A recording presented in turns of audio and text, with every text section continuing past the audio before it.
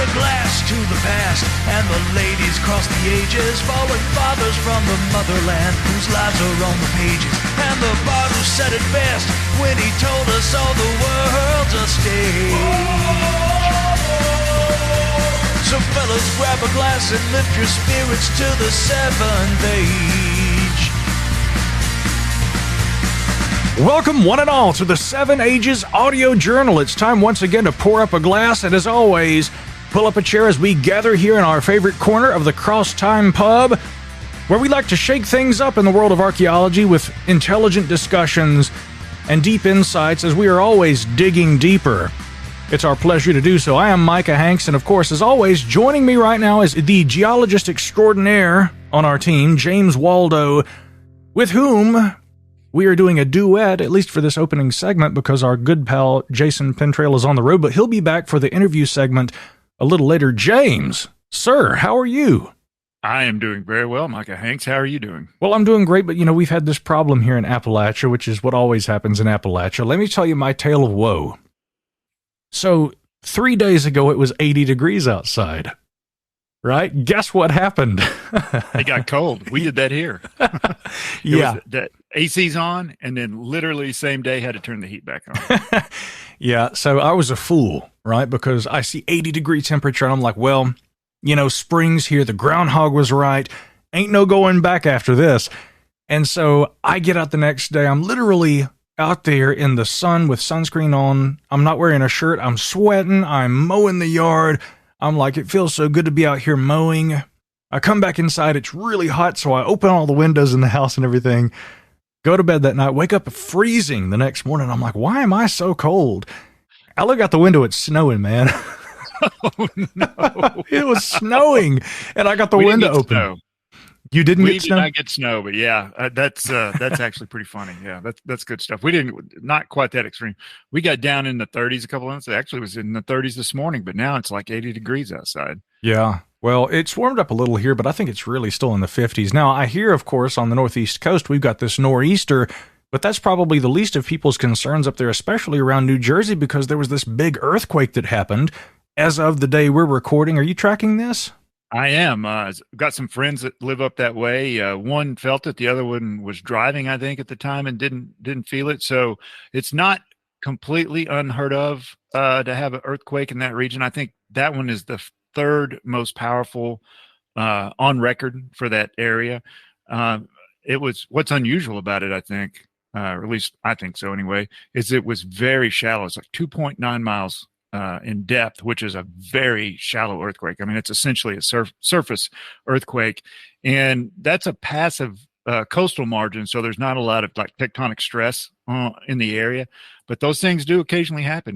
They have those in South Carolina occasionally, and I don't know that they're very well understood. So 4.8 or 4.9 or whatever this one was, that's a pretty good shake, especially for one that's shallow. So we'll see what happens. They should expect some aftershocks on that should be somewhere in the high 2s or low 3s as far as intensity. So very interesting though. Who knows? I mean, we obviously don't understand everything there is to know about our home planet. Oh yeah, we did an episode a while back about William R. Corliss, and some of my favorite stuff that he chronicled. And by the way, for those who aren't familiar with Corliss, he was an American physicist, and he really just kind of chronicled all kinds of unknown phenomena in nature, and not super loosey-goosey kind of stuff. I mean, he had entire compendiums about archaeology, about human, history, about biology, and he had several about geology too, and he looked into those shallow earthquakes and their potential relevance to the so-called mystery booms. and things like this. There are noises that have been reported around the world. For instance, booming sands. Up north, they're known as the Seneca Guns. At Yellowstone, there also are strange sounds that are reported in Yellowstone Park that seem to be associated with some of the volcanic activity underneath the park. So, certainly, yeah. Loud booms have been associated with earthquakes for some time, especially shallow earthquakes. That's a lot of energy released. I know, whatever the mechanism is, and those things can certainly be not only felt on the surface, but heard as well. Yeah, see, I love all that stuff. And we start talking about coralites and geology, and I start thinking we got to do another one of our chats about that. Every now and then we do that. We do it a lot less these days, Waldo. I'm going to keep leaning on you, try and get you and the family to come visit Asheville. Jason hasn't been up here in a few years. But speaking of family, you got a bit of an announcement to make here about family. We do, and I appreciate you bringing it up. My son and his wife welcomed a healthy baby girl to the family last Thursday on March 28th. 28th. Her name's Hazel May, and she's a complete doll. She's just the most gorgeous thing. My wife and I went up there last weekend and saw her and spent a couple of days. And it's our first grandchild, and we're very excited. I think the term "over the moon" is appropriate here. I would say so. It's funny because one of the stories I'd been looking at for this week actually involved that there is a proposal now to create a new kind of a clock for use on the moon, which I guess takes being over the moon to a whole different place, but probably no closer than any of us are ever going to get than you are right now with the birth of Hazel May. I have to say, we saw the pictures that you sent along, Jason and I did. She is everything you said she was and more. So congratulations, man. I know that that's just an incredible experience to see your younglings having younglings of their own, and now you feel really old, right?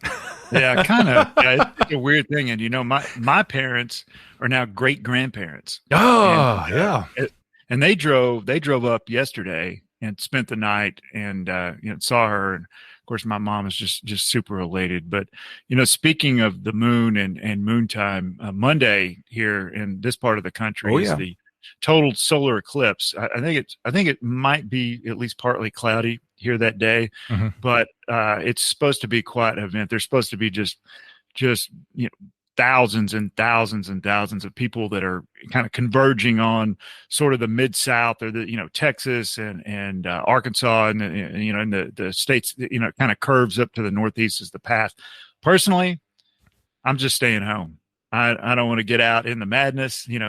There's a reason that they call crazy people lunatics, right? Moon madness, my friend.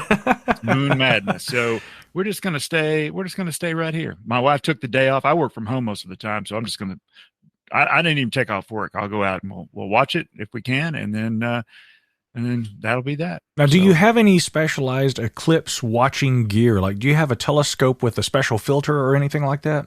I actually do have kind of a cheap telescope that's got some sun filters for the lenses, but I probably won't break it out. It's probably, we'll have the eclipse glasses, and we'll, like that time a few years ago in the Southeast when we still lived in Savannah, there was the partial eclipse. I think there was a total eclipse, but if I remember correctly, we were not in the path of totality. We were along the periphery of that, and it was pretty cool. And when I was a kid, I want to say it was probably around 1976 or 77.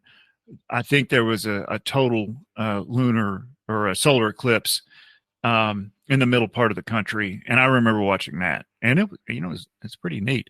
And there's a lot of weird little shadows that appear. You see all these little silhouettes of the eclipse itself on the ground as the light sort of filters through the leaves and trees. It's really unusual. So I'm sure we'll have that here as long as it's not super cloudy. Otherwise, it'll just be dark for a little while. Yeah. Obviously, a lot of our listeners will probably have been hearing this after the eclipse occurred. We obviously are recording this right before, and I hope that this episode will be out either immediately before or coinciding with the eclipse. So hence our anticipatory discussion. Now, I do intend to watch it. I don't think I'm going to be right in the path of totality. You'll be closer than I will be. Yeah, but we're in the path. Yeah, you're right there. And, I should have just come to visit you guys, because you should have. Yeah, but my concern, like you already mentioned, is, well, would the weather be worth it? It would always be worth a trip to come see you. So that would actually make it worth it. I don't know, maybe if there's going to be a late stage development, I'll just change plans. Well, the sun is always shining here at Casa de Waldo. That is true indeed. Well, we got a couple of stories we'll get into here really quickly before we get into another conversation with a return guest. Metin Eren, a real archaeologist, is going to be joining us. But I saw this interesting piece here, James, from the Greek Reporter, and they're talking about some discoveries that have rewritten history of ancient Greece by 250,000 years. So we're talking not antiquity, we're going way back. As they report here in the Greek Reporter, in June 2023, an archaeological find in the Peloponnese rewrote ancient Greek history in one of the most sensational discoveries of the decade. Stone tools dating back to the Lower Paleolithic period, estimated to be around 3.3 to 300,000 years old, were discovered deep in an open coal mine in the Megalopolis area. This find significantly pushed back the timeline of human presence in Greece, which does challenge prevailing understanding of the region's early civilizations. The Greek site was one of 5 investigated in the Megalopolis area during a 5-year project involving an international team of experts, and it contained rough stone tools from the Lower Paleolithic period and remains of an extinct species of giant deer, as well as some elephants, hippopotamus, rhinoceros, and a macaque monkey. So there was quite a lot that they found, but again, this pushing back the timescales on early occupation in that region, and it kind of reminds me of something. I'm going to make a really esoteric reference here, but I enjoy this. Back in the writings of Plato, recognizing them, of course, as being philosophical tracts that they are and not history, there's nonetheless that interesting story. I think it was in the Critias document. If not, it was in the Timaeus, but it was one of those that discussed Atlantis, right? And no, I'm not trying to make a claim for Atlantis, but what I am going to say is that in the dialogue, there is the discussion about Solon, the Athenian, going down to visit North Africa. And when he goes to Egypt, he meets an old priest named Sonkis of Sais, who, according to this story, and again, some have tried to say that maybe this was a story that Solon actually told to Plato, and then he recounts this in this dialogue that he writes. But of course, it's a dialogue that's intended to convey a deeper meaning, as his philosophical tracts did. As Sonkis talks to Solon, he says, you Athenians, you Greeks don't remember your history, right? And he says, you guys fought this incredible war, and then he goes into the story about Atlantis, and he talks about this declination of the things in the heavens and how things fall from the sky. Again, it really makes for interesting reading, but the point I'm making here is how Sonkis of Sais had told Solon, there's this history that you guys don't even know. You don't even know how far it goes back, and here to an extent, it doesn't confirm Atlantis or anything like that, but we see an archaeological evidence of earlier times represented, which now the Greek Ministry of Culture is saying offers a unique opportunity to investigate human behavior over time for an important period in the history of human evolution and in an area that has so far been little investigated. I do find that fascinating. That is super fascinating. And what were the dates on that again? Well, again, they are saying it's anywhere from 300,000 years ago to as much as 3.3 million years. Wow. So I'm assuming that first there are probably going to be limitations on the dating due to the limitations of radiocarbon dating, right? And there are also going to probably be different layers that they're discussing here. So some of these things are older than others. But again, essentially what we're talking about here is this area around the Megalopolis Basin in the Peloponnese that was probably among the most southernmost ecological refuges in Europe during the glacial periods of the Middle Pleistocene, and hence why a lot of people would have accumulated there. So it really is fascinating that we're seeing this new, kind of a opening of a new window to the ancient past in that region. Yeah. So 3.3 million years ago, the Earth was very different. At least the surface of the Earth was very different than it is now. As a matter of fact, even the Quaternary glaciation that we're in now, it's been only been going for about 2 million years and change. So a million years before that, the Earth was much different. It was much warmer than it is now. We're in a very cold period for the last several million years now. So that is it's just super interesting. And I always we talk about this stuff all the time, but the ground that you're on, or the area that you're in, especially probably not so much in North America as far as human history goes, but the Mediterranean and, all those areas where, they've been inhabited by humans and our ancestors and our other species of humans for a long, long time. And there's vast amounts of history that they're just lost, they're never recorded. Who knows what went on? And that priest in North Africa was very right. You don't remember, and there's no way to remember, right? Once it happened and it's, nobody wrote it down or there's nobody to carry on the tradition, it's just lost, never to be heard from again. Yeah, it is. But, even though we may not have specifics and we don't have, true prehistory, that's the thing we love about archaeology. It is helping us to reveal the past. Every time you and I and James, when we would all go down there to White Pond and we'd be standing there with Chris Moore and we're holding a Dalton Point, a 9,000-year-old piece of orthoquartzite that they can do blood protein analysis of, and they said there's human blood on this. We find evidence of Bison antiquus on some of these. The blood protein residue analysis reveals what these things were used for. And so, we also have the petrological analyses that are, constantly improving. Mm-hmm. So in the next few years, and certainly in the next few decades, we're going to be having a much clearer view of the ancient world. And that just excites me to no end. Yeah. And, it's amazing that they can, still detect those blood proteins on those points have been just laying it out in the environment for all that time. I wonder what the upper limit of how long a protein or a protein structure can live in the environment before it's completely degraded to the point where it's beyond analytical methods. That'd be a good question, but obviously these things can persist for thousands of years and maybe even tens of thousands of years. That could be a whole conversation, by the way, we could have with Chris Moore. Yeah, I was just thinking maybe we need to ask Chris about that. Yeah, maybe nobody knows. Every time you find something and you test it, and you've got a potential date on it, either through radiocarbon dating or stratigraphy or some combination of methods or whatever, you can kind of zero in.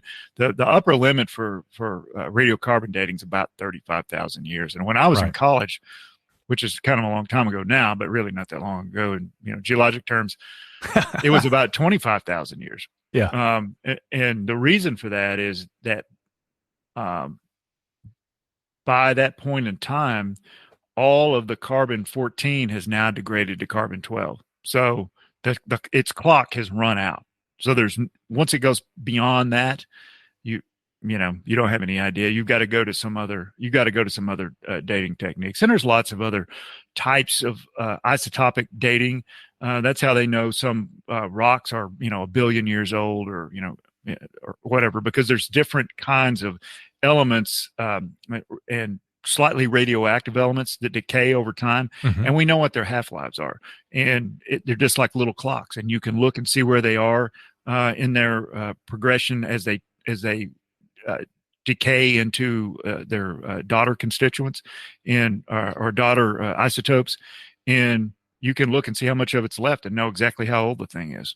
So that's how those things are done. So it's similar to, carbon dating. The technique is essentially the same, but it's just different materials. So. As always, an excellent breakdown there, James of the Stone. It's about time for us to get into this interview with Metin Eren. But of course, before we get there, I want to remind you all to head over to 7ages.org, especially if you are new listeners. And don't forget about the fact that we have our Patreon area where you can get additional content. There's the Green Dragon Book Club, and of course, Digging Deeper, a whole lot of great stuff that Jason and James have been putting together over there for those Patreon subscribers.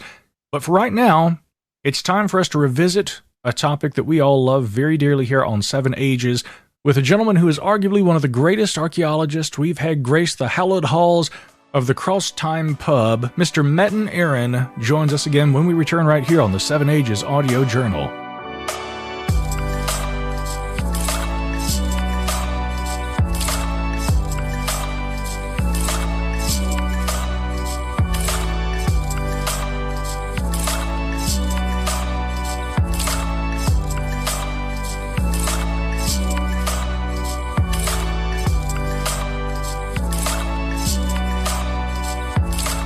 Tonight on the Seven Ages Audio Journal, we welcome Dr. Metin Eren. Dr. Eren is a professor of anthropology at Kent State University, the founder and co-director of the Kent State University Experimental Archaeology Laboratory, and a research associate at the Cleveland Museum of Natural History. He has appeared previously on the Seven Ages Audio Journal, episode 54, entitled The Clovis Projectile Point and Experimental Archaeology. He's also appeared over on our Patreon channel, on the Crosstime Pub, as well as the Digging Deeper podcasts. We're always excited to have Dr. Eren join us here on the show because he's always doing something interesting, something outside of the box, and it always makes for a great conversation. So welcome back to the show, Dr. Metin Eren. Thanks, Jason. It's always awesome to be here. Yeah, well, like I said, it's a lot going on in this field. Experimental archaeology is a growing field, something that's changing pretty dynamically from year to year. And so we have a brand new paper concerning experimental archaeology that is available now, titled Experimental Bison Butchery Using Replica Hafted Clovis Fluted Points and Large Handheld Flakes. Now, this is going to be in the Journal of Archaeological Science, reports available at Science Direct, so we certainly encourage everyone to go over there and check it out. We have that linked in the show notes below, so just follow the link over there and you can see this paper available now for your review.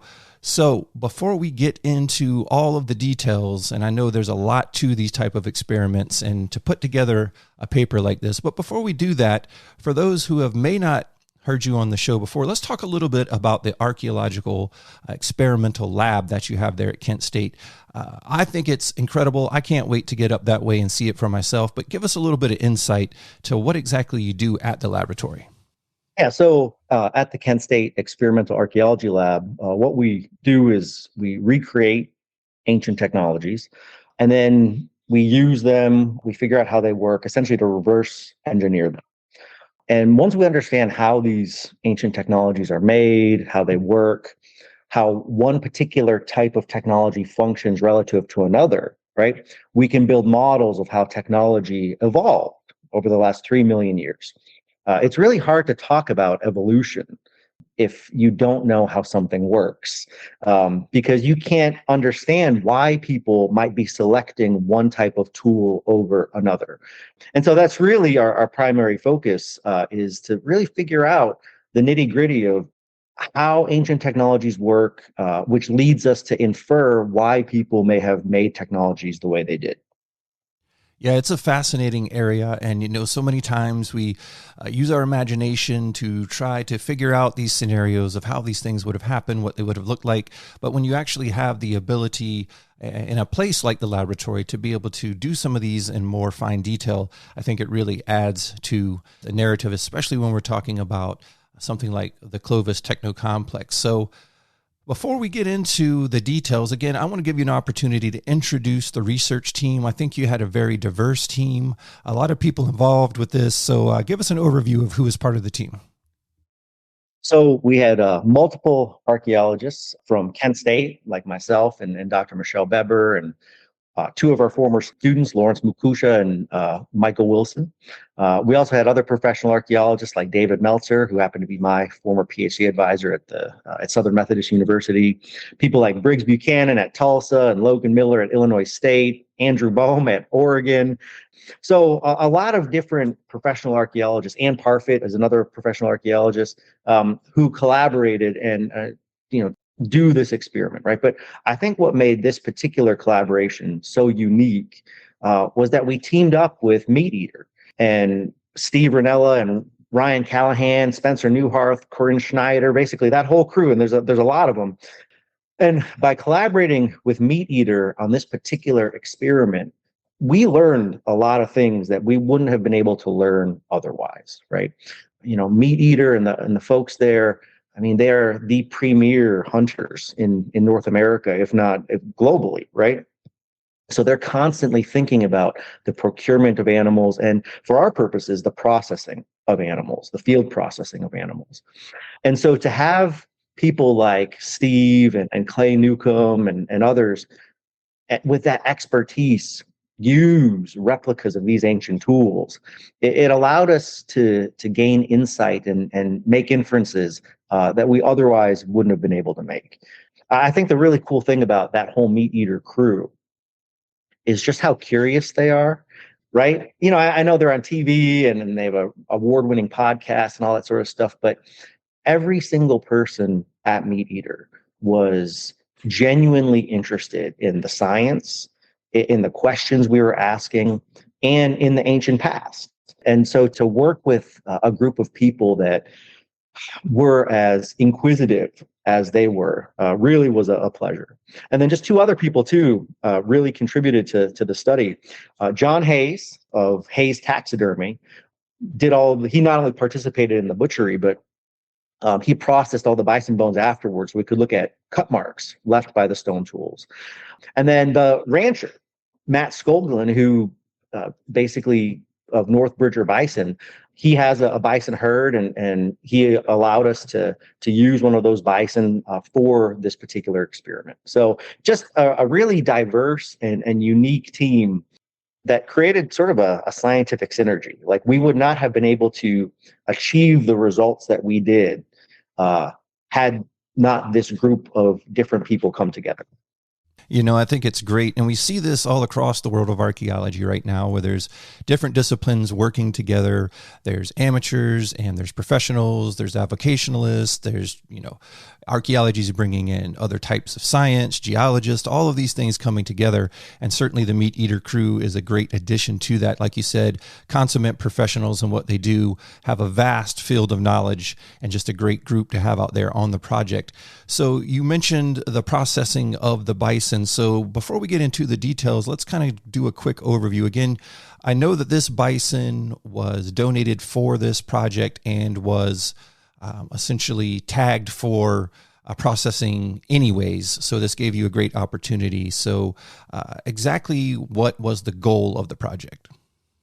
Yes. So again, this was a bison that was on a commercial bison ranch. And so this bison was going to be harvested anyway, and none of the meat went to waste. The goal of this project, well, there were several goals, right? But the overall goal was to understand whether the conclusions we make from the archaeological record, from bison sites associated with Clovis points, are valid or not, right? So that was the number one goal.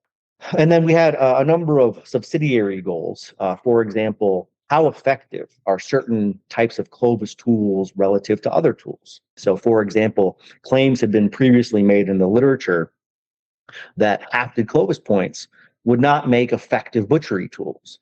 And so we thought, well, let's put that to the test, because that was a claim that someone had made, but with really no data. So we actually compared hafted Clovis points against what most people think would be the butchery tools, which are large bifacial thinning flakes. And then we had a number of other questions, such as, what sort of cut marks are left on bison bones from these different tools? And what's really neat, the reason why we could compare Clovis fluted points against large flakes is because the Meat Eater crew butchered one half of the bison with Clovis points and the other half with the large flakes. And so we could sort of control, which cut marks were found on which side, because we knew which tool was being used. What sort of microscopic wear is left on these tools from bison butchery? And then just some very general questions, like how long does it take to butcher a bison with Clovis tools? Because, the archaeological record currently boasts at least 47 bison in association with Clovis technology, right? That's a ton of bison. And so, like, this is a particular animal that Clovis folks exploited one way or another. They either hunted these things and then butchered them, or they were scavenging already dead carcasses. But regardless of how they procured these things, they were exploiting bison in some way. And we want to get a better sense of what that exploitation might have entailed. So many details that we're going to get into as we move throughout the interview tonight. But before we get there, Metin, talk a little bit about previous experiments. So I know that we've seen things over the years, kind of in the infancy of these type of experiments back in 1979, things like penetration, durability used on Asian elephants. Dr. Friesen from Wyoming, I believe, is that correct? Yeah, that's correct. Yeah, doing those type of experiments. So give us a little bit of history about what we already know when it comes to experimental archaeology concerning animal processing using these type of lithic implements. Definitely. So people have done a variety of experiments looking at not only animal processing, basically using Clovis tools as butchery implements, but Clovis tools as weapons, right? So they've either used different types of target substitutes like animal carcasses or ballistics gel or clay. And we say target substitutes because none of these things are the actual target of a live animal. Like we don't know how a dead carcass behaves relative to a live one, or how ballistics gel behaves relative to a Pleistocene mammoth or something like that. So all of these things that we use are substitutes. But George Friesen did a study where he had replica Clovis points hafted onto atlatl darts, and he chucked them at elephants in Zimbabwe, and looked at how effective they were for penetrating that dead carcass. The answer was not very, and we touched on that in one of the previous podcasts. But then Bruce Huckle, right, at New Mexico, did a study where elephant died locally, and so he scrambled to do an experiment where he looked at thrusting spears, thrust into this dead elephant, and then he did some rudimentary butchery of that elephant with stone tools. Now, the stone tools he used were kind of big, chunky bifaces and flakes and things like that. But again, that was no fault of his own. Like the zoo, I think, contacted him and it was like, "Hey, look, we got this dead elephant. You got to get here in 24 hours." So I'm sure he just scrambled to get a bunch of stuff done, and that was a very extemporaneous experiment, right? And then you have more controlled experiments in recent years. Ashley Smallwood at University of Louisville did a really neat experiment looking at using Clovis points as thrusting spears into horses. And then she did some butchery of those horses with those Clovis tools as well. And then some of my own students and myself have done some very controlled experiments with Clovis points and other tools for butchery, except to keep everything as controlled as possible, we ended up using some rope and clay as the cutting substrates, just to make sure there wasn't variation in like ligaments or muscle tissue or anything like that. So like there's a pretty long and rich history of people doing experiments.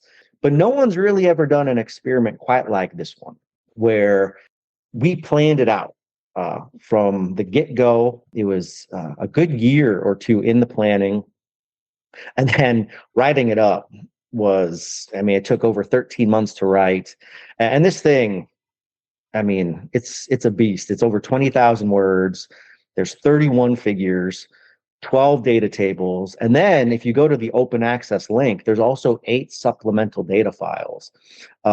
So any of your listeners out there that want to look at the data, critique it, restudy it, we really did this for the archaeological community at large because it was just such a unique opportunity. Yeah, it's certainly a monumental accomplishment. And again, look at that supplemental information. They put the work into it. They put the time into it to provide all of that for the reader. So, if this is something that you're really interested in, I know much of our listening audience is, really dig into it because, again, as Metin said, there was a lot of preparation, and you will see just how detailed this is once you get into the paper, and it really is amazing. Real quick, just that, some people might ask for a paper like this, why did you submit it to Journal of Archaeological Science Reports? Because it's a very good journal, right? But it's not, as flashy a journal as some. Well, when you've got a paper that's as long as this, there are actually very few journals that will publish it. So for example, the Journal of American Antiquity, their word limit is 10,000 words. And so this is double that maximum word limit. So we were limited in where we could submit this thing, given what a beast it was. Beast, sort of, I didn't mean to, pun unintended. I guess the other thing too is in that supplemental data file, right? We actually have a nearly 200 row, 9-column Excel spreadsheet that documents minute by minute what activity was occurring during the butchery, who was doing that activity and which tool they were using. So if people are interested, they can actually go to that Excel file and reconstruct the exact process and sequence of events. Yeah, again, this is not something you typically see when papers are submitted for publication. So again, kudos to you and your team for really adding all the detail. Again, I think that's why this is such an important publication. So let's talk a little bit about the archaeological record concerning this. So what would be the typical array of lithic artifacts that might be found at a Bison Clovis kill site? What would we expect to see? Well, there's a number of Clovis bison sites where we find, bison remains and in association with Clovis stone tools. And these include Aubrey in Texas, Blackwater Draw in New Mexico, the Galt site also in Texas. Jake Bluff is a big one in Oklahoma, has 22 bison. And the types of tools we generally find are fluted points. We find large bifacial thinning flakes. We often find end scrapers. So probably some sort of hide scraping was occurring, which would make sense. It's the Ice Age and people get cold and, you need bedding and all that sort of stuff.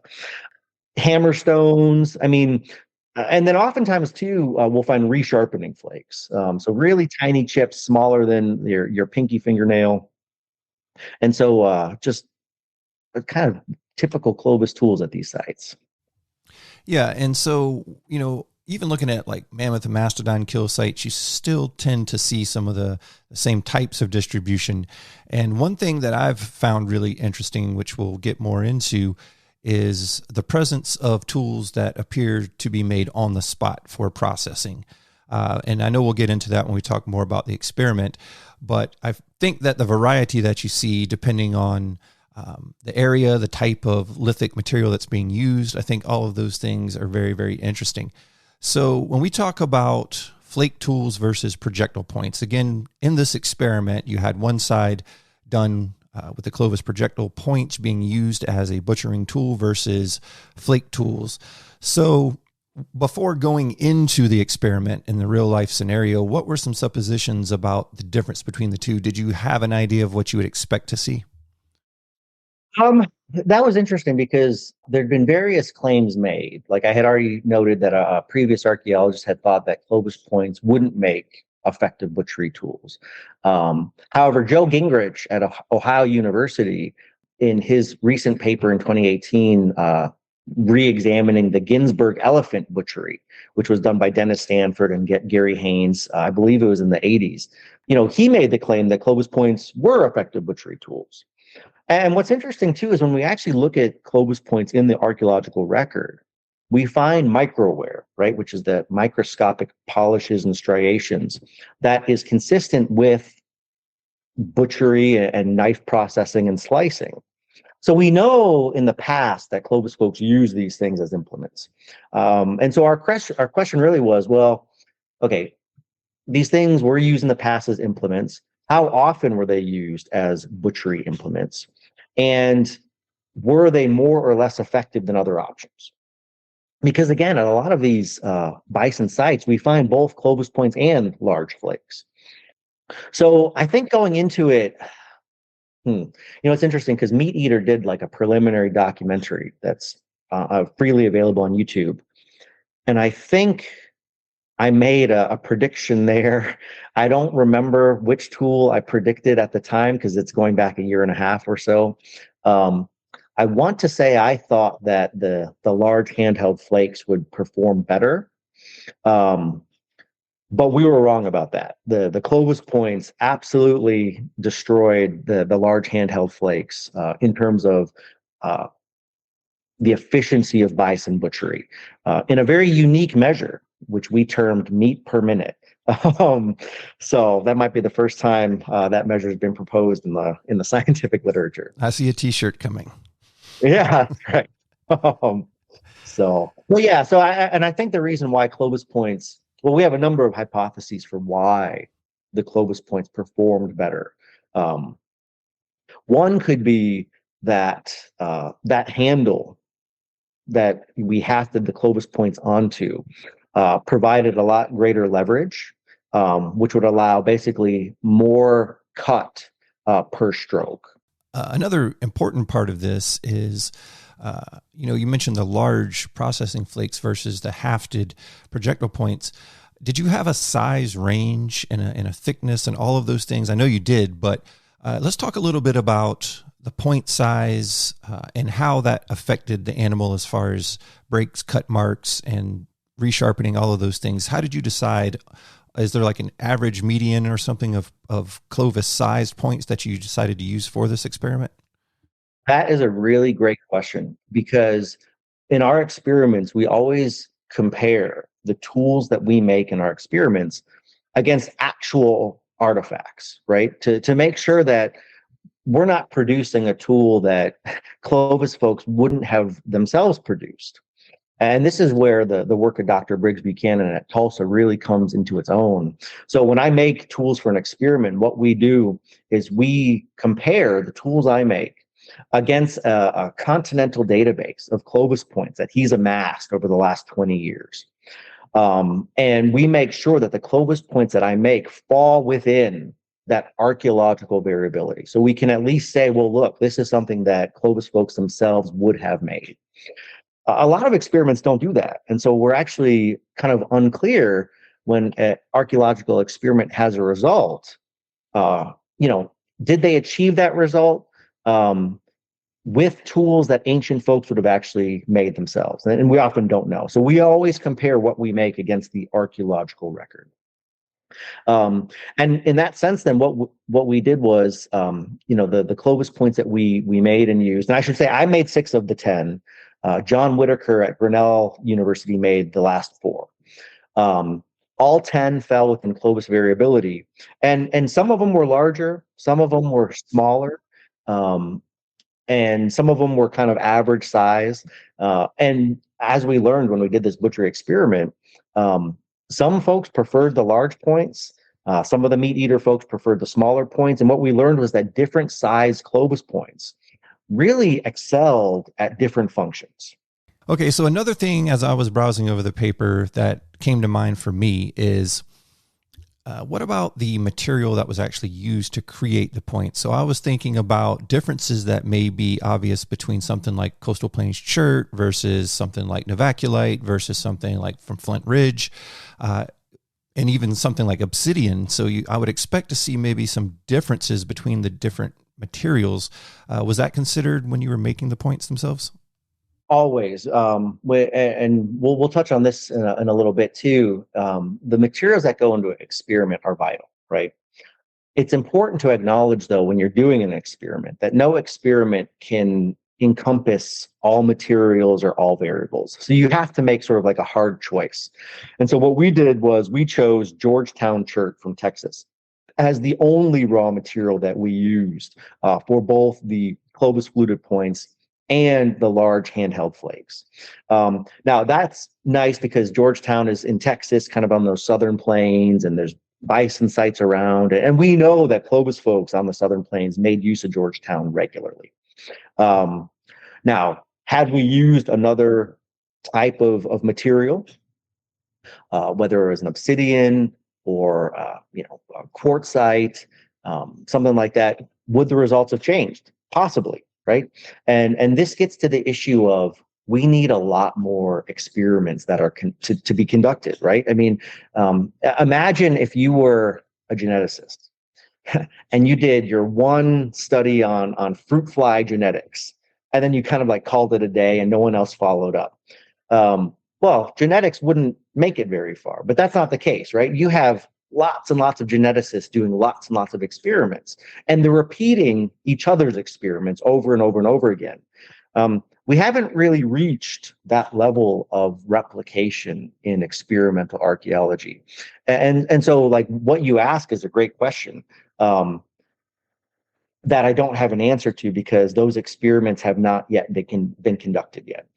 Now, just real quick, I want to touch more on this issue of materials, right? We hafted our Clovis points onto wood handles, and we used a thermoplastic adhesive to haft them onto those handles. We've demonstrated in previous experiments that in some ways that thermoplastic adhesive behaves very similar to pine pitch. We also used a wax twine to wrap our Clovis points onto the knife handles.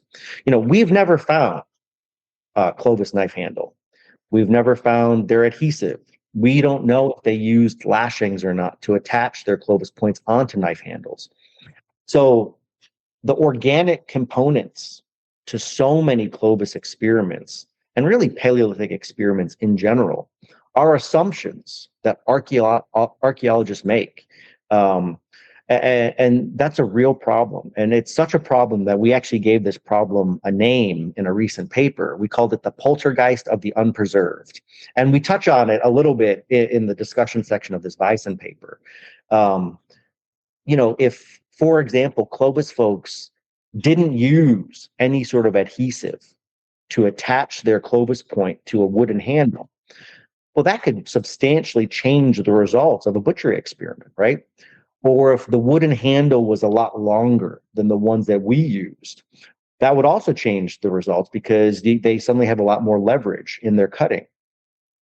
So we need to do a lot more experiments looking at a lot more material variables to understand how those materials influence the results that we get. Yeah, that whole field is fascinating in itself. Again, doing the very best that you can with the knowledge that we have. And when we're dealing with something as old as the Clovis Technocomplex, there's always a lot of questions. But again, very admirable the way that you approached it in the very best way that you knew how. And I think, that's a good point because, no experiment is perfect in any science, right? The key, though, is to be as explicit and honest as possible in what you know, what you don't know, and what you're assuming versus what's a fact. And that's really what we try to do in all of our work, especially this Bison paper. Yeah. And again, I think that's the best way to approach it. Nothing to hide. This is what we have. This is what we know. And this is how we went about doing it. So let's get into the materials and methods of the paper a bit and talk about, we get back to the Bison itself. So you mentioned that it took 13 months just to write it up. So when exactly was the experiment first conducted? The experiment was in late September of 2022. And it had been months and months of preparation to get to that late September date. And this all arose because, first, Dave Meltzer was on the Meat Eater podcast. And he recommended to them that I appear on the Meat Eater podcast, and that coincided with my the Mammoth hunting paper, and that was, I believe, 2021. And so maybe it was early 2020. The dates, with COVID and everything, it's hard to remember dates. But the point is, when I went on the podcast, just got to meet everybody and learn about how curious they were and intelligent, and it was just an awesome experience. Everyone, I can't speak enough about the Meat Eater crew, about how awesome they are. But we just started talking amongst ourselves and thought, well, there's got to be something that we can kind of do together to contribute to science and ancient hunting in some way. And so we thought, well, maybe there's a butchery experiment that we could do. And given our expertise in Clovis and their expertise in field processing, we thought, well, let's do that. And there was different iterations of the exact experiment but it just took a while to find, the right ranch and the right person to collaborate with. And North Bridger Bison was just an awesome ranch. And Matt Skoglund and his group they're fantastic. And and they made everything real easy for us. We were able to come in. I had mailed the tools to Bozeman, Montana ahead of time, but we got there and the Meat Eater crew started butchery, and we got the whole thing done in just a few hours. And just really straightforward. Now, the experiment was straightforward. Writing it up was not. We planned so well. And we collected so much data that to put it all together, it was one of the hardest things I've ever done. And I've written at this point, over 200 scientific articles. I mean, I've done this over and over again, but there was a good 3 or 4 months, especially toward the end, when I was waking up at 2:30 in the morning just to get working on this thing. And I would work on it all day, go to sleep at 8 or 9, wake up at 2:30 in the morning again, just for months and months. And so that's why it took a long time to sort of to come out was, I mean, because we've got efficiency data. We have qualitative evaluations of the meat eater crew on how these tools worked. We have microwear. We have bone cut mark data. We have resharpening analyses. We have morphometrics. In a lot of ways, we produced an archaeological site and then we documented it the best we could. And so really it's almost like a little monograph that's open access for everyone to look at. So it was a challenge, but we got it done. Yeah, for sure. Again, as you go through, there's so many images and there's so many sets of data that it really helps you understand as best you can through something that you're reading and taking in. It really helps you understand the experiment. Was the bison that was used a male or female, and what was the approximate weight? So the bison that we used in this experiment was a 2-year-old male, and it weighed approximately, well, somewhere between 1,000 and 1,200 pounds.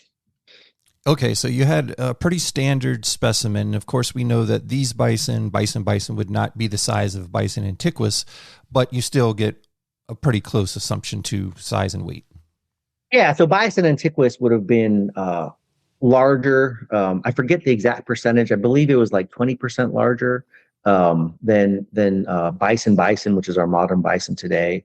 And the anatomy would have been roughly similar as well. So again, it's not exactly what would have been processed in the past, but it's a model. Sure. Yeah. And it at least gives us, somewhere to start. So it's certainly good for that. Now, we talked about everyone involved in the paper and the production of making it, but who exactly was on the processing team and what was their experience? So the processing team encompassed Steve Ranella, Ryan Callahan, Spencer Newharth, Clay Newcomb, and John Hayes. And all of those guys are either hunters themselves and field processors or taxidermists, right? Now, of the 5, only Steve had butchered a bison, and none of them had used stone tools before. So that was kind of good for us because it at least allowed us to have or to exclude some sort of bias if someone had used stone tools before. So we were really starting sort of at ground zero. And what was really neat was they were kind of looking at the Clovis tools and thinking, oh man, we're going to be here all day. They thought that they were going to be under the headlights at like 11 p.m. still butchering this thing. And so all of them were just stunned that we got the whole thing done as quick as we did. And in fact, they made comments that they would have basically taken the same amount of time to butcher this thing with modern metal tools that they're used to. So they were just kind of flabbergasted at just how effective these Clovis replicas were. Yeah, I think that's incredible. Again, I think it's wonderful that they didn't have that experience because oftentimes, being a flint knapper and introducing these things to people, you get that reaction. Well, there's no way that a stone could do the work of a metal blade knife. And they're always impressed at just how sharp and smooth these cuts can be with these type of lithics. So I think that's really, really interesting. Now, also, we've touched on this already, but I think a really important part of the way that the data was captured for this experiment was the shadow recorders. So talk a little bit more about how that came about and exactly what their job was in the process. No, definitely. So now I should say too, that's not an innovation of ours. Bruce Huckle back in 1979, who did the elephant sort of very quickly when it just died and croaked, and he had to kind of quickly do an experiment. He actually had shadow recorders back in 1979. And so we thought, well, look, if he found it that useful in a very quick experiment, then let's see how useful it will be when we really plan this thing out. So that was a complete innovation of Bruce Huckle. That wasn't us. But we definitely took advantage of it. And so what we did was, of our 5 field processors, each field processor had a shadow recorder that throughout the entire bison butchery process, between 2 and 3 hours, they wrote down everything that processor said, what they were doing, what part of the bison was being worked on, which tool was being used. and for how long that tool was being used. And that's what resulted in this giant, massive data log where, again, this is in the supplemental materials. If you want to, you can see minute by minute, sometimes multiple events occurring in the same minute of how this bison butchery occurred. And what was so great about doing that was that when we went back to sort of analyze the data and stuff, we could point to specific instances or specific quotes and then tie that to like the material result of like this specific Clovis point or this particular handheld flake. So we could take that dynamic action and tie it to these static tools. And so, yeah, the shadow recorders were vital. And that included Michelle Beber, Andrew Bohm, Ann Parfit, and Dave Meltzer. Oh, I'm sure somebody might have been a little nervous having Dave Meltzer look over their shoulder as a shadow recorder. Well, that was Steve Ranella. So we paired there you go. Sort of two big chiefs together. And I was supposed to be a recorder. So, because obviously we had 5 processors.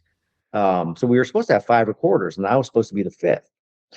The problem, though, was as a flint knapper, once I started resharpening these things, I was stunned at how much resharpening I had to do. I basically resharpened for almost the entire bison sort of experience there, which we learned, right, would have really facilitated the efficiency of these tools to have like a flint knapper there. But I just remember I was just exhausted because I've never done that much resharpening. I mean, who does? 2 or 3 hours worth. So what ended up happening was one of our shadow recorders sort of had to do double duty on the field processors. So yeah, understandable. Well, let's get into that because that's an area that I am really, really interested in. I nerd out on the microwear analysis. I think that's such an interesting part of any artifact. So let's talk about things like edge, attrition, striations, polish. What were you seeing as far as resharpening? Like how often were you having to do that? Things like the animal's fur, was that creating issues for the blades as they're cutting through? Talk about the microwear. Yeah, definitely. So it was really neat because we collected all of the resharpening chips as well. And we collected them per point. And so Logan Miller at Illinois State was the one he does all of our microwear analysis. He's just fantastic. But yeah, and essentially what we found was that like the Clovis points, the hafted Clovis points kind of were getting gummed up quite a bit. In that butchery process, the hair and the hide really was kind of gumming them up, and we're not exactly sure why that was. It could be that like the bifacial edge of the Clovis point gums up a lot more than a straight edge of like a very sharp flake, right? It's also possible though that because the Clovis points were hafted onto knife handles, and the meat eater crew are used to using knives with handles, that they could actually sense dulling better on the Clovis points than on the handheld flakes, which is a tool that they weren't as used to. So maybe the points weren't dulling as quickly as the flakes, and maybe they were dulling at the same rate. It's just that the meat eater crew could like sense the dulling better with the Clovis points. We got microwear on the resharpening flakes. We got them on the points themselves, despite the fact that I was resharpening, because you might expect, you use a knife, you resharpen it. You might expect some of that microwear on the edge to disappear because you've taken flakes off, but the microwear was still there. And then we also got microwear on a couple expedient tools that I had to make on the fly. At one point, when the meat eater crew was using the large handheld flakes, they were having a lot of trouble disarticulating ribs, right, and popping ribs. And so they asked, can you just make us, basically a quick axe, almost like a chisel. And I was lucky that I brought some extra stone, so I did real quick. And they used that axe to pop the ribs that they couldn't get with the large handheld flakes. Now it's interesting because the hafted Clovis points, they could easily pop those ribs. And so that goes to the issue of certain tools may have been beneficial for very specific tasks, which is why we find both at archaeological sites. But we got microwear on that axe as well. And what's nice is we can compare that microwear against actual archaeological specimens. And that just emphasizes the whole point that this whole experiment really is a model against which we can compare what we find. We didn't recreate Clovis beliefs or activities or life ways in any way. But what we can do is document our modern ways of processing these animals and then compare what we find in the archaeological and say, well, how close does what we find in the archaeological record match this model that we created in the modern day?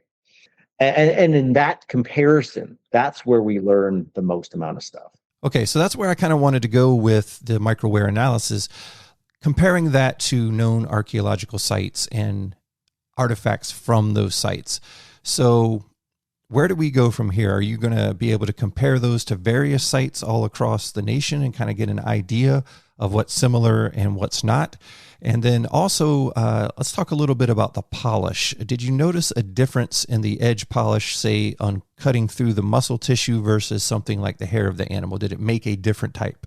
So in answer to the first question, yes, we can now go to different archaeological sites and compare the microwear in the same way that we can compare the cut marks on the bones or the morphology of the Clovis points after resharpening. All of the data that we provided can now be used as a model, right? Which is one of the main reasons why we did this experiment to begin with. Now, unfortunately, given the design of this particular experiment, we can't say with this particular data set whether like the hide produced a different microwear than the muscle. And the reason why was, we only did the microwear at the very end, where the points have accumulated all these different cutting functions and activities at once. So really, to answer the question, which is a good one that you just asked, you would need to do an experiment where you butcher a bison, but you only do the hide first, and then you analyze those points with microwear. And then you butcher the next part, like some of the muscles with Clovis points, and analyze that microwear to see if it's different. Given the time constraints of this particular thing, where we basically had to get it done in a day, we didn't have the time to sort of separate out those activities. But that is a good experiment that should be done. So it's a good idea. Yeah, I would also be interested to see a comparison with the bison butchery versus mammoth, mastodon, gomphothere, things like that, and see, is it pretty much even killed, or is there little differences that you can notice? I think that would be an interesting way to go with it as well. Yeah, so I think that's a good question. And I'm not a microwear specialist. As far as I know, though, when you're dealing with mammals, sort of mammal butchery microwear looks pretty much the same. But I could be wrong on that, and I'm not sure how many experiments have been done. But I think if you're cutting muscle from a mammoth versus muscle from a bison versus a muscle from like a rabbit, it pretty much is the same thing. But again, I'm not a microwear specialist, so yeah, I'm just, as I'm looking at the holistic picture of the Clovis Techno-Complex, we've been fortunate enough to find these sites over the years and just to be able to compare and contrast, just something for the future possibly. But I know there was some various categories, associated categories for the cut marks. Let's talk about how that was categorized. How did you break that down? Yeah, so that was the cut mark analysis was done by the zoo archaeologist Andrew Bohm at the University of Oregon. And he was able to categorize these things as individual cut marks or clusters of cut marks, because sometimes when you're butchering something, you'll have to do a couple different cuts in one specific spot, and that results in a cluster of marks. And then he also categorized these things very broadly as shallow, medium, and deep. Now, what's really neat about that analysis was that, we butchered half the bison with Clovis points, the other half with handheld flakes. We had predicted before we did the experiment that we would get different frequencies of cut marks on different bones on each side of the bison because they're different tools. But what we found was that the cut mark frequency more or less was the same in different locations, right, on both sides of the bison. So that was kind of a bummer, but it's also important to acknowledge, because if you find an archaeological site, our results suggest that you cannot tell if those cut marks on those bones are from a fluted point or from a flake. There's equifinality, right? These two different tools resulted in the same cut mark pattern on both sides of the bison. And we're going to probably be talking a lot more about equifinality as this interview goes on, because that was one of the main takeaways. Yeah, no, this is the type of thing that I find so interesting. It's the details, really being able to break down and make determinations. Now, let's talk about, you mentioned the flute. So let's talk about that for a minute. There's been so much controversy over what it was for, how it was used, all of those things. I think somebody in your position doing experimental archaeology, being such a well-known and talented flint knapper, does that come into the butchering process at all, as you can tell, as far as something like this would be concerned? So that's a really interesting question, right? And it's something that I'm currently working on. I've done previous experiments that have shown that the flute can function as a shock absorber, right? It basically, when the Clovis point is being used as a projectile or some sort of thrusting weapon, the very thin base absorbs some of the stress from that impact, which reduces the chance and amount of breakage, right? But as other research of mine and others has shown, Clovis points were multifunctional and also used for knives and other things, right? So does the flute potentially provide some sort of functional advantage as a knife as well? I would argue yes. And the reason why is in collaborations with Justin Pargeter, who does work in South Africa, he's at NYU, we were working on backed stone tools. And back stone tools are when you take little bladelets and you retouch the edge almost into a 90-degree angle. So the backed edge is not only blunt, but it's really rough because it's got all that resharpening on it. And we did a study where we compared the adhesive property of that roughed back edge against a smooth flake edge to see, does the rough backed edge stick better to wood with an adhesive, or does the smooth edge stick better to wood? And what we found was that the smooth edge of the flake that's non-backed significantly had better adhesive qualities. So now let's think about that in terms of flutes. If you have an unfluted biface, you've got a lot of flake scars on that basal portion of the point. If you flute it, suddenly all of those ridges and stuff go away and you have a very smooth surface. So what myself and some other colleagues recently proposed in the Journal of Archaeology was that maybe fluting also served to increase the adhesive qualities of the fluted point. By clearing off all of those ridges and flake scars and having just that really clean flute at the bottom, you're basically allowing your point to stick better into whatever handle or haft you're putting it into. Yeah, no, that's very interesting. And it also kind of corresponds with the basal grinding on the outer edges that we see with Clovis points that are generally in line very closely with that flute to some degree. Obviously, if it is being, well, let's talk about that. We talked a little bit earlier about the fact that we haven't found a Clovis handle connected to a projectile point, and we don't really know for sure how they would have attached them and to what degree. But what does that very famous Clovis basal edge grinding tell us about that?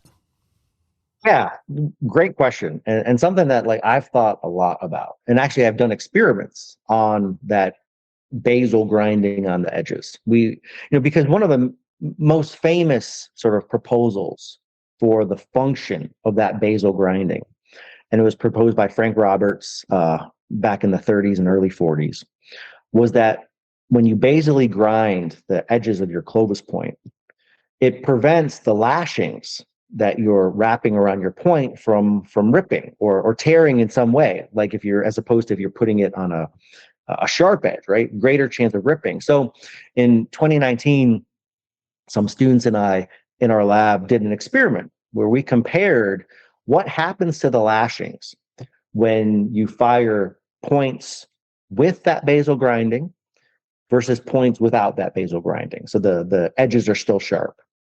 And we essentially found no statistical difference. Whether the basal edges are ground or not, nothing is happening to those lashings. Now, again, that experiment needs to be repeated because we had very specific materials and all that sort of stuff. But I've always been really skeptical that those the basal grinding on Clovis points was used to protect the lashings based on that experiment that we did. Well, it was really neat watching these meat eater folks use these Clovis points hafted onto knife handles, because at one point Spencer is using the Clovis point, and he has his finger directly on the basal edge.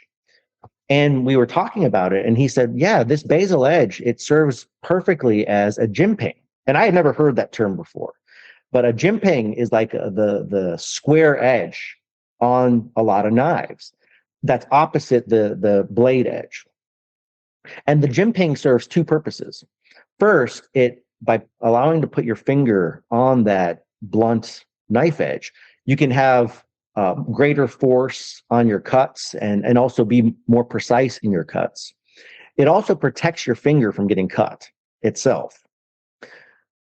And then once Spencer made this point about the jimping, we started looking at all of their photos and the footage we had from the video, and we noticed like a lot of the other meat eater field processors were also using the basal edges as a jimping. And so what we were able to do in this Bison paper was propose for the first time a new function for that basal lateral grinding, which is that Clovis folks essentially invented the jimping for stone technology, which is pretty sweet. And it makes a lot of sense too, because, all you need is for like one of the very first Clovis people to cut themselves on that basal edge, and they won't forget it. They're going to tell their kids about it, tell their grandkids about it, maybe show them the scar, and they're going to come up with ways to prevent that from happening again. And so, again, this proposal that the basal lateral grinding may have served as a jimping isn't proof that it did, but it's a very intriguing possibility. And it brings us back to this issue of equifinality, right? There's multiple possible explanations for why that basal grinding may exist. Maybe it did exist for some Clovis folks to protect lashings that were different than the ones we used in the experiment that we did. For other Clovis folks, maybe it served as a jimping. For some, maybe it served as both. We simply don't have the archaeological resolution to distinguish between those possibilities at the moment. Absolutely. Well, that's got my mind racing now. I'm thinking a million different things, and that's why I love experimental archaeology. It truly is one of my favorite disciplines. I'm visualizing so many things now, Metin. I've got a million ideas racing through my head. That is very, very interesting, and that is certainly the first time I've ever heard that. Getting back to the bison itself and the process, again, I find this fascinating. Let's talk a little bit about lost tools, tool site production that you had to do there on site. You talked a little bit about that already, and also some of the shared tools. So what did we learn from, did we have breakages, anything like that on while we were doing this? No, definitely. So, oh man, there's a lot of things now that my mind is racing, because you bring up a lot of interesting points there. Now, first, let me just talk about the breakages. 3 of our Clovis points broke during the Bison Butchery. 2 of them broke, and we were able to document it when it occurred during the butchery.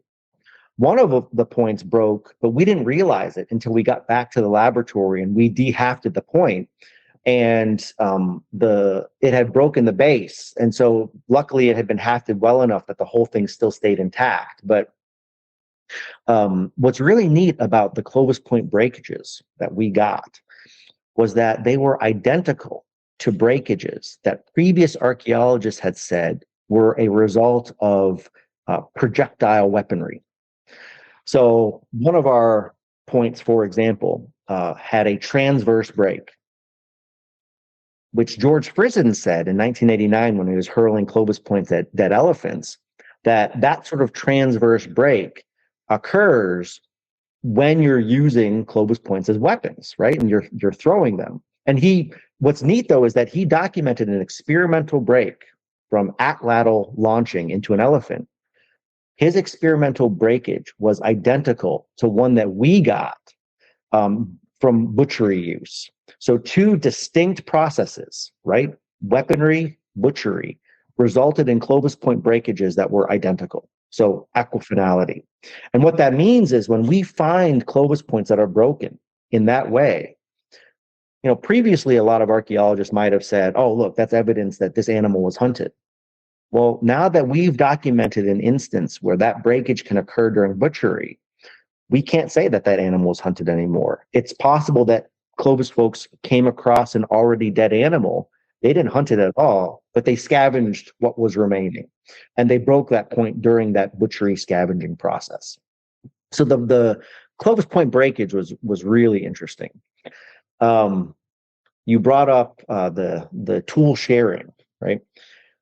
I encourage everyone to look at figure 13 in the paper because, and I've got it open here. I'm going to go to it right now because that figure took me several months to put together.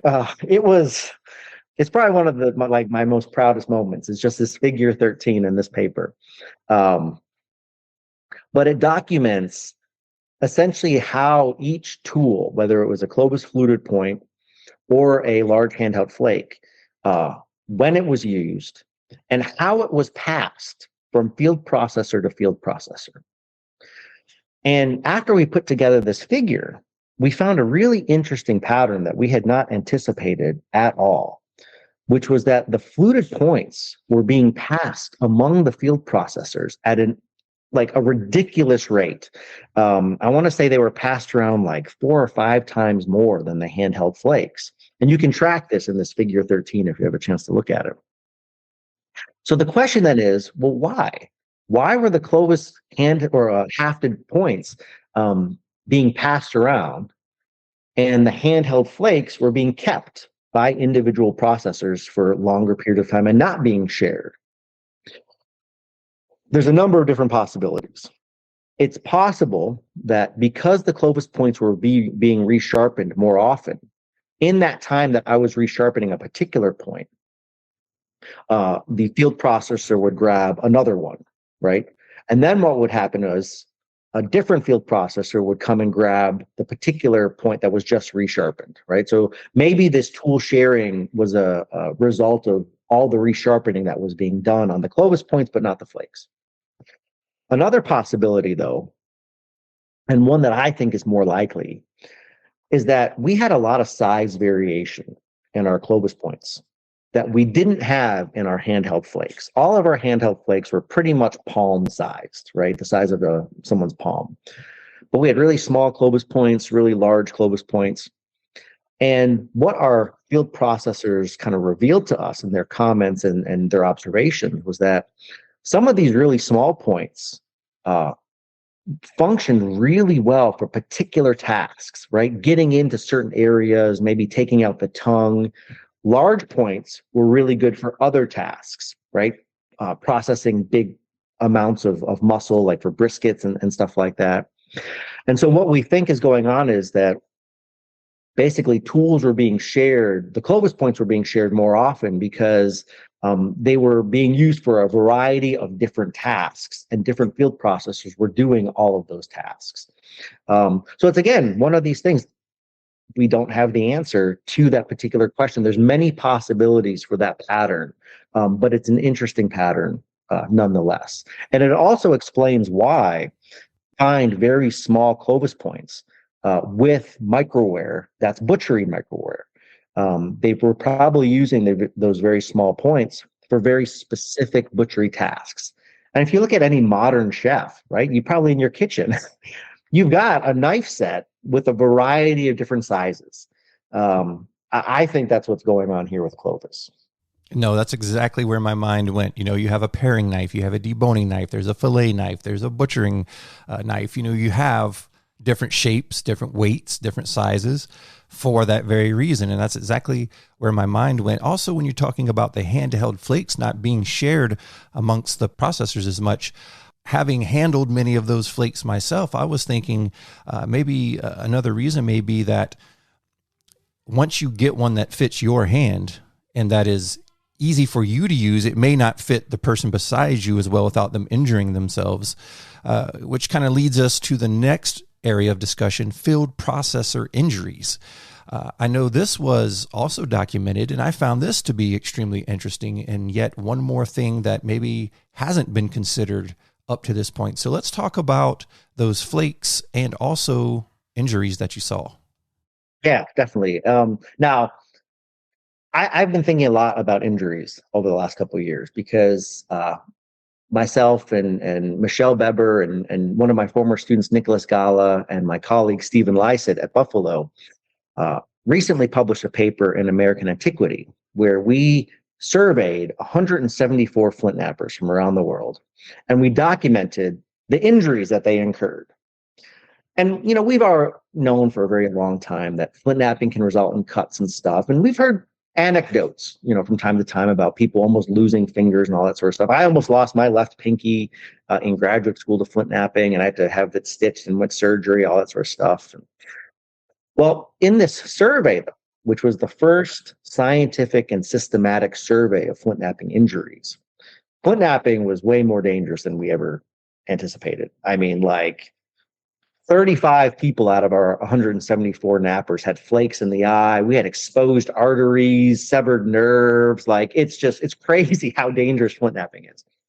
But despite the dangers, right, which would have been lethal in the past because there weren't hospitals or antibiotics or Band-Aids in the Paleolithic, right? So if you had a bad cut, that could be the end of you. Despite that risk, people still made these stone tools for 3 million years anyway, which meant that the benefits must have outweighed those costs, okay? Now, that is injuries in the production of these tools. What was neat about this Bison experiment was the documentation of injuries in the use of these tools, which we did not anticipate. At no point before the experiment did we expect anyone to get hurt or anything like that. But almost all of our field processors, when they were using those large handheld flakes, got all sorts of cuts all over their hand. Steve got a cut so bad that it needed to be like field dressed out there when we were in Montana during the butchery process. And we that's all documented. You can see pictures of it and all that sort of stuff. So these things can be dangerous. Now, we documented a really interesting pattern, though. The injuries only occurred with the large handheld flakes. There were no documented injuries with the hafted clovis points. And what's neat about that result is it emphasizes the importance of handles, right, of composite technology. And Lawrence Barham at Liverpool, who literally wrote the book on hafting and handles, called From Haft to Handles, made the point that the reason why people may have hafted their tools, in addition to more efficient processing, was injury prevention, right? If you no longer have to use or hold the blade itself, and you've got some sort of distance in that handle from the blade, that's a major incentive. And these results that we have emphasize that point, that handles substantially reduce the risk of injury. Well, you know, a great point. And you take it right back to what we just talked about with modern chefs. You know, would you use a knife with a handle or would you just hold the blade? You know, so yeah. Yeah. Well, and what's really neat too is some of our, I think it was Ryan Callahan who said, if we could have these flakes hafted, that would be the ultimate, right? And so that gave us some ideas for future tests. Like, our Clovis folks hafting these large flakes, we always assume that these large flakes are handheld, but maybe they were actually hafting them in some way that we have not yet documented. Again, so much to think about. This type of experiment, it really does I'm going in a million different directions. I'm reconsidering everything that I've learned over the last 20 years. So kudos for that. I think it's great. I think it's wonderful. So looking at the paper as a whole, the experiment as a whole, give us sort of a conclusion, a wrap up. What was the biggest takeaways you would say from this experiment? That is a very good question. It all comes back to equifinality, and it comes back to the resolution of the Pleistocene archaeological record and the interpretations that archaeologists make, right? I think a lot of us were feeling pretty good about ourselves, about the way we could look at an archaeological site and say, this animal was hunted,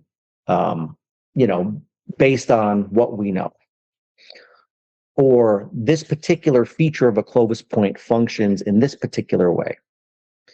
Well, I think what this experiment and many of our other recent experiments have shown is that there is a prevalence, almost an epidemic of equifinality that we have not been able to tease apart.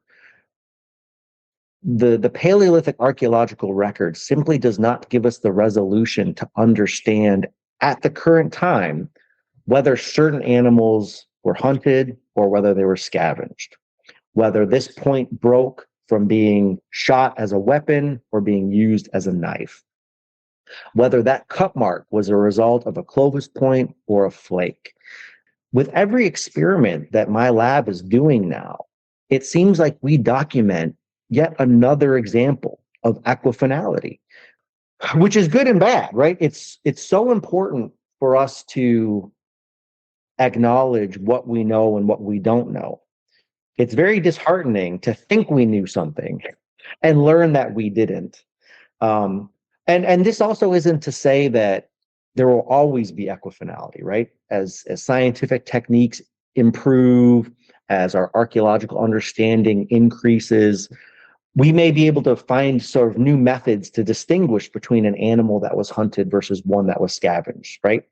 In 5 years or 10 years or whatever. That's the great thing about science. It improves.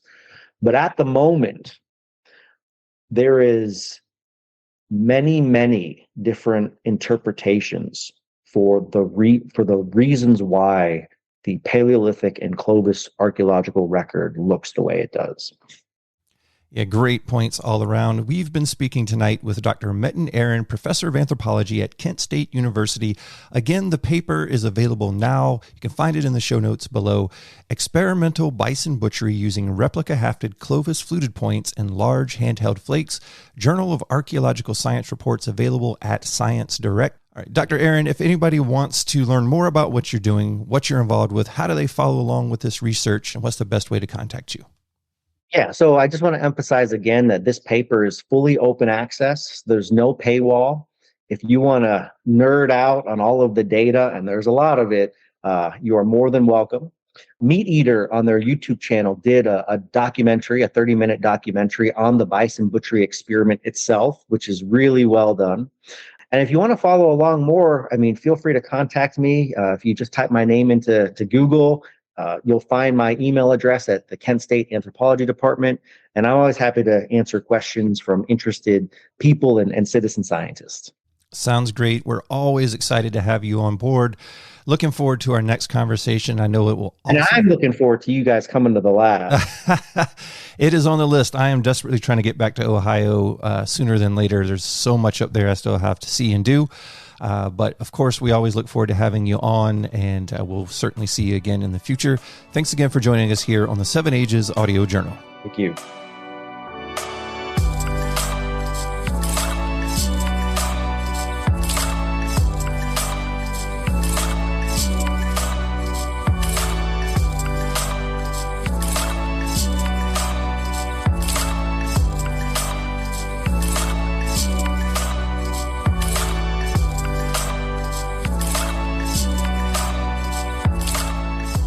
James, it's always fascinating to hear these conversations, and it's funny because we're all a little all over the place today. You and I doing our intro and outro segment. Jason is right in there in the core with the interview.